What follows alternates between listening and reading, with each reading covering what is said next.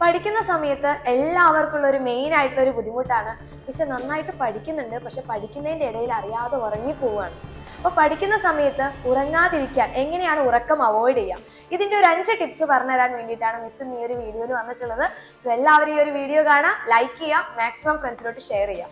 ആദ്യമായിട്ട് നമ്മൾ ശ്രദ്ധിക്കേണ്ട ഏറ്റവും ഇമ്പോർട്ടന്റ് ആയിട്ടുള്ള ഒരു കാര്യമാണ് എവിടെ ഇരുന്നാണ് നമ്മൾ പഠിക്കേണ്ടതെന്നുള്ള കാര്യം ആദ്യം ഫിക്സ് ചെയ്യണം. അപ്പോൾ പ്ലേസ് എന്ന് പറയുന്ന കാര്യം ഫസ്റ്റ് ഫാക്ടറാണ്. അപ്പോൾ നമ്മൾ പഠിക്കുന്ന സ്ഥലം നല്ല നീറ്റ് ആയിട്ടുള്ള ഒരു സ്ഥലമായിരിക്കണം, നല്ല സൺലൈറ്റ് വരുന്ന ഒരു സ്ഥലമായിരിക്കണം. അതുകൂടാതെ തന്നെ നല്ല എയറേഷൻ ഒക്കെ ഉള്ളത്, അല്ലെങ്കിൽ നല്ല ഡാർക്ക് ആയിട്ടുള്ള റൂമിലൊക്കെ പോയി ഇരുന്ന് പഠിച്ചു കഴിഞ്ഞാൽ കുറച്ചൊന്നും കഴിയണ്ട, ഒരു 5 മിനിറ്റ് കഴിഞ്ഞാൽ നിങ്ങൾ ഓട്ടോമാറ്റിക് ആയിട്ട് ഉറങ്ങിപ്പോകും. അപ്പോൾ അതിന് വേണ്ടിയിട്ട് നല്ല സൺലൈറ്റ് ഒക്കെ കിട്ടുന്ന, അതുപോലെ തന്നെ നല്ല എയറേഷൻ ഒക്കെ ഉള്ള ഒരു പ്ലേസ് സെലക്ട് ചെയ്യുകയാണെങ്കിൽ നിങ്ങൾ എത്ര നേരം ഇരുന്ന് പഠിക്കുന്നോ ആ സമയം നിങ്ങൾക്ക് നല്ല രീതിയിൽ യൂട്ടിലൈസ് ചെയ്യാനും പറ്റും, പഠിക്കുന്ന കാര്യങ്ങൾ നിങ്ങൾക്ക് ഈസി ആയിട്ട് ഗ്രാസ്പ് ചെയ്യാനും പറ്റും.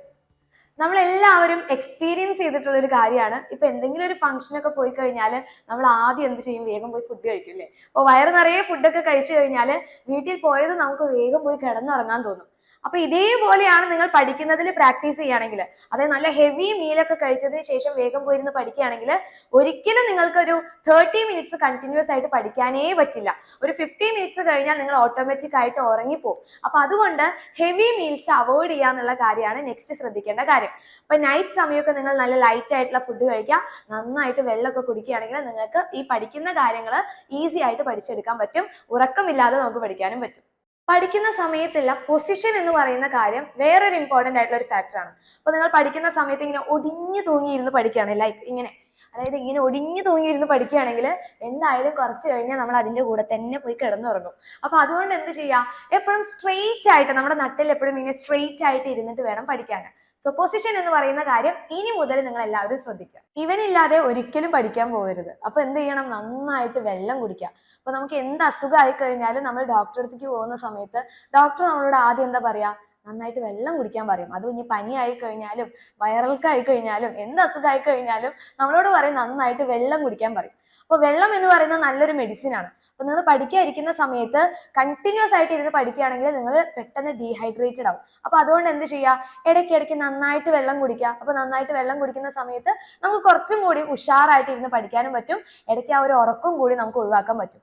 അതുകൂടാതെ തന്നെ നിങ്ങൾക്ക് നന്നായിട്ട് ഉറക്കം വരിക എന്ന് വിചാരിക്കുക. ഇപ്പൊ എക്സാം ടൈമിലായിരിക്കും നമ്മൾ ഇരുന്ന് പഠിക്കാനുള്ള കൂടുതൽ സമയം ഇരുന്ന് പഠിക്കുക.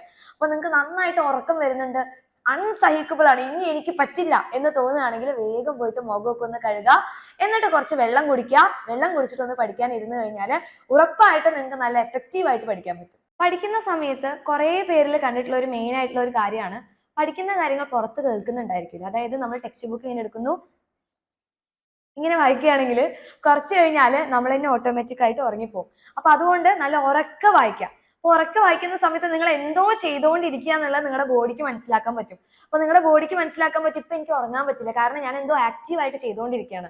അപ്പൊ നന്നായിട്ട് ഉറക്കെ വായിച്ച് പഠിച്ചു കഴിഞ്ഞാൽ പെട്ടെന്ന് നിങ്ങൾക്ക് മനസ്സിലാക്കാനും പറ്റും, ഈ ഉറക്കം എന്ന് പറയുന്ന മെയിൻ ആയിട്ടുള്ള ആ ഒരു വില്ലിനെ നമുക്ക് ഒഴിവാക്കാനും പറ്റും. സോ ഈ 5 ടിപ്സ് മക്കൾ എല്ലാവരും ഫോളോ ചെയ്ത് കഴിഞ്ഞാൽ ഉറപ്പായിട്ട് നമുക്ക് ഉറക്കം എന്ന് പറയുന്ന ആ ഒരു വില്ലിനെ ഓടിക്കാൻ വേണ്ടി പറ്റും. ഇന്ന് മുതൽ ഈ ഒരു 5 ടിപ്സ് മക്കൾ പ്രാക്ടീസ് ചെയ്യാൻ റെഡി ആണെങ്കിൽ വേഗം തന്നെ ഈ ഒരു വീഡിയോയ്ക്ക് താഴെ കമന്റ് ചെയ്യുക, യെസ് വി ആർ റെഡി എന്നുള്ള കാര്യം അറിയിക്കുക, മാക്സിമം ഫ്രണ്ട്സിലോട്ട് ഷെയർ ചെയ്യുക. Thank you so much.